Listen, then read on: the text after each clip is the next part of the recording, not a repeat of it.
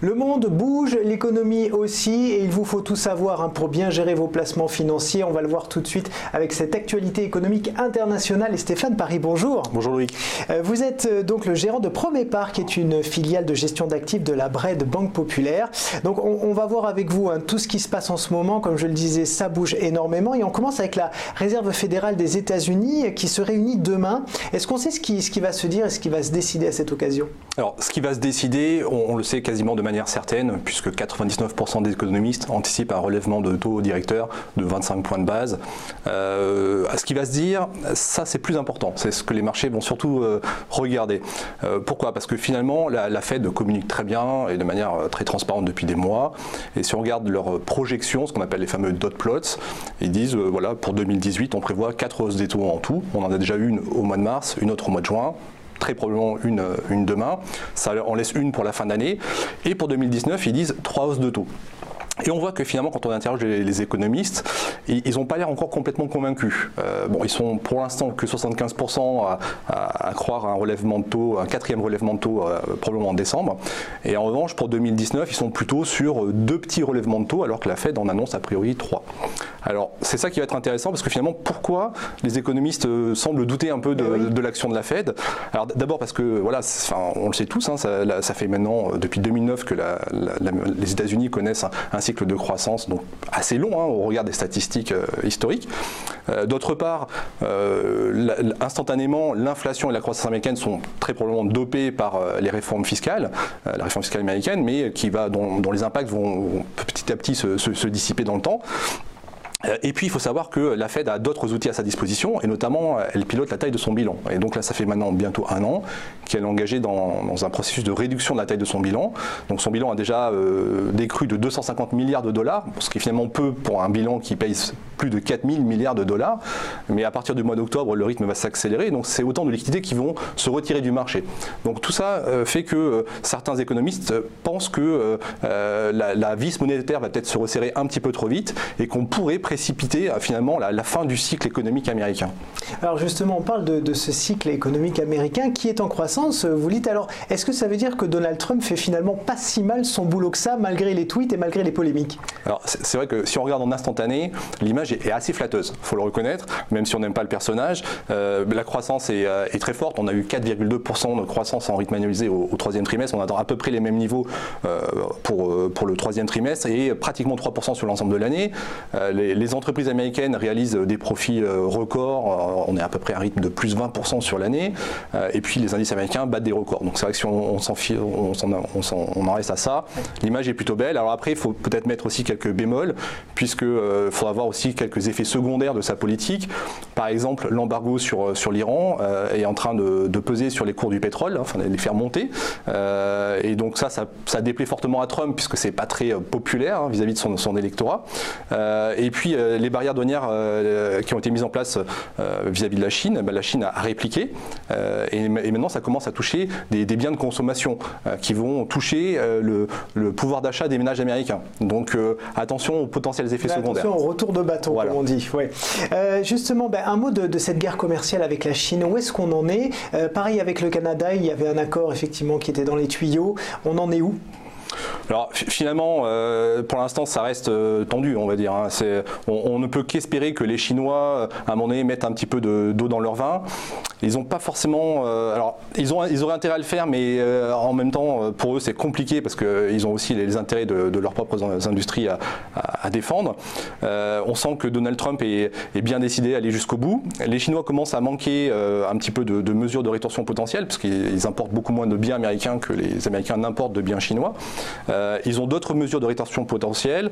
Pour l'instant, je ne les sens pas vouloir aller jusque-là, parce que derrière, après, les impacts peuvent être importants, mais c'est un sujet qui va continuer d'animer les marchés encore probablement un certain temps. Ouais, et ça a beaucoup pesé ces derniers temps, oui, notamment sur le CAC. On passe maintenant à l'actualité des marchés dits émergents. On va parler dans un instant de l'Argentine et de la Turquie, où ça va plutôt très mal. On commence peut-être avec l'Italie. Qu'est-ce qui se passe là-bas? Surtout au niveau du budget d'ailleurs. Alors oui, l'Italie, ça a été un peu l'un des feuilletons de l'été, pour ne pas dire le feuilleton de l'été, puisqu'en fait un nouveau gouvernement s'était formé fin mai, créant beaucoup d'incertitudes par rapport à un éventuel dérapage budgétaire italien. Et puis il y avait aussi un ministre de l'économie très vieux qui avait 84 ans, me semble-t-il. Oui, puis finalement qui est parti au bout de 24 heures, enfin qui n'a pas été retenu par le président Mattarella. Et puis donc ça a eu un impact très fort sur les taux à 10 ans italiens qui se situaient un petit peu en dessous de 2% au début d'année, qui était monté très rapidement à plus de 3%. Ça s'est un petit peu reflué hein, depuis fin août, mais on est quand même à portée de tir des 3%, ce qui reste encore 250 points de base au-dessus des taux à 10 ans allemands, hein, par exemple.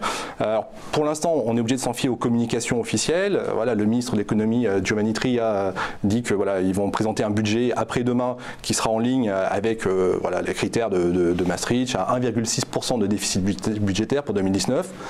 Maintenant, ce qui va être intéressant, j'ai envie de dire, parce que ça risque peut-être d'être un feuilleton à rebondissement, c'est qu'on a quand même une coalition qui reste fragile avec Di Maio et Salvini. Et c'est des gens qui ne sont pas faits pour s'entendre de base. Et voilà, sachant qu'il y en a surtout un qui pousse vers la dépense budgétaire, l'autre est plutôt orienté vers les questions sécuritaires et migratoires.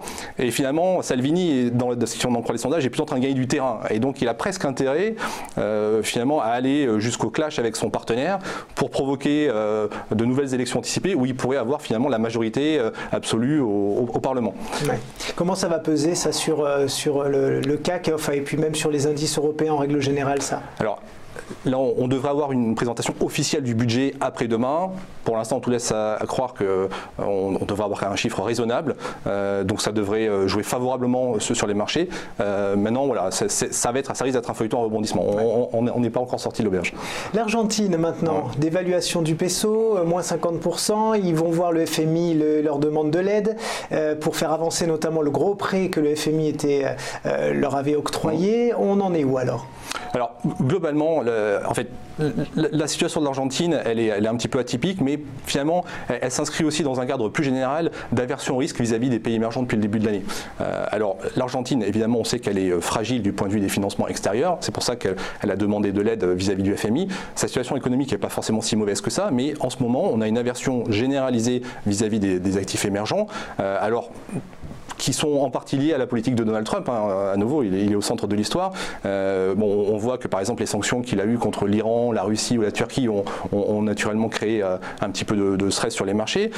Sa politique, sa réforme fiscale finalement qui a précipité des rapatriements assez importants de dollars sur le territoire américain, plus la remontée des taux directeurs qui ont renforcé l'attractivité du dollar, font qu'on a eu des devises émergentes qui ont quand même pas mal dévissé, comme vous le disiez, notamment c'est effectivement le peso argentin, mais pas que. Depuis le début de l'année. Et puis, sa politique finalement un peu agressive, commerciale, hein, vis-à-vis de la Chine, alors que la Chine est en pleine réforme structurelle, fait que ça fait peser un risque sur des craintes de ralentissement un peu plus brutal que prévu sur la Chine. Mais on perçoit quand même depuis quelques semaines une sorte de tassement, les devises se stabilisent, les matières premières qui sont quand même ce qu'on appelle un col sur les émergents semblent reprendre un petit peu de poil de la bête. Donc on a peut-être traversé la phase un peu difficile. Ouais. Rapidement sur la Turquie avant de passer à tout ce qui va être du futur. Dévaluation de la monnaie, tension diplomatique avec les États-Unis, croissance revue à la baisse. Alors c'est vrai qu'aujourd'hui la Turquie est confrontée à un problème de financement de sa dette qui est assez significativement libellé en dollars. On a un président en plus qui se frictionne avec le président américain, donc ça joue défavorablement. Du coup il y a eu des sanctions d'un point de vue commercial. La difficulté en Turquie c'est que finalement on a une banque centrale qui comprend bien qu'elle a intérêt à remonter ses taux pour essayer de maintenir à flot sa devise. En remontant ses taux forcément elle pénalise l'activité commerciale du pays et en face on a un président qui lui n'est pas forcément d'accord avec cette décision-là. Et qui remet régulièrement en cause l'indépendance de la Banque centrale. Donc c'est une situation compliquée, j'ai envie de dire pour l'instant, Erdogan semble mettre un petit peu d'eau dans son vin, et puis la Banque centrale fait son travail. Donc, et on voit que la devise se stabilise un peu. Alors les éléments clés pour terminer, pour cette fin d'année, qu'est-ce qui a retenu votre attention? Alors, il faut toujours, quand on investit, évidemment, essayer de peser les éléments positifs et négatifs. Les éléments un petit peu anxiogènes, on les a déjà un petit peu évoqués, hein, avec la guerre commerciale. Il y en a certains dont on n'a pas parlé, par exemple comme le Brexit, etc. Le potentiel ralentissement de la Chine. J'ai envie de dire, aujourd'hui, notre perception, c'est que la plupart de ces éléments anxiogènes sont quand même bien inscrits dans les cours. Par exemple, enfin, voilà, ça fait maintenant à peu près 18 mois que les indices européens font du surplace, alors que parallèlement, les bénéfices progressent. Donc ces éléments nous semblent bien pris en compte par les marchés. Et en revanche, on peut avoir quand même un potentiel de bonne surprise. Et puis, instantanément, il ne faut pas oublier que la croissance reste quand même forte au niveau mondial. Les indicateurs avancés sont bons, hein, c'est ce qu'on appelle les ISM, les PMI, dans toutes les zones, hein, Europe, États-Unis, Japon, etc., même Chine, sont en zone d'expansion, c'est au-dessus de 50. Les discours des patrons, si on les écoute, aujourd'hui, ils ont plus des problèmes potentiellement de recrutement que de carnet de commandes qui serait trop vide. Et les bénéfices par action sont toujours bien orientés, y compris pour 2010. Pour l'instant, les prévisions sont très bonnes. Et on a aussi beaucoup d'indicateurs de survente sur certains marchés, notamment les marchés émergents. Donc, j'allais dire, aujourd'hui, on aurait tendance, nous, à rester positionnés quand même vers les actifs risqués, notamment zone euro, qui a pour l'instant un petit peu laissé pour compte, et les marchés émergents qui commencent à donner des signes de reprise. Ouais, dernière petite question, il nous reste encore quelques secondes sur le Brexit, des négociations toujours difficiles. L'Europe et le Royaume-Uni ne sont pas encore tombés d'accord, ça peut être un vrai problème très vite. Alors ça peut être un vrai problème, j'ai l'impression que personne n'a envie de faire les efforts nécessaires pour arriver à un accord, et donc la perspective de ce qu'on appelle le no deal reste potentiellement réelle. Ouais. Bon, Stéphane Parry, il va falloir revenir nous voir très vite parce qu'on aurait pu passer une heure à parler de tout ça, beaucoup de sujets. Merci en tout cas d'être venu nous voir. Je rappelle que vous êtes gérant de Promépar, qui est la filiale de gestion d'actifs de la BRED Banque Populaire.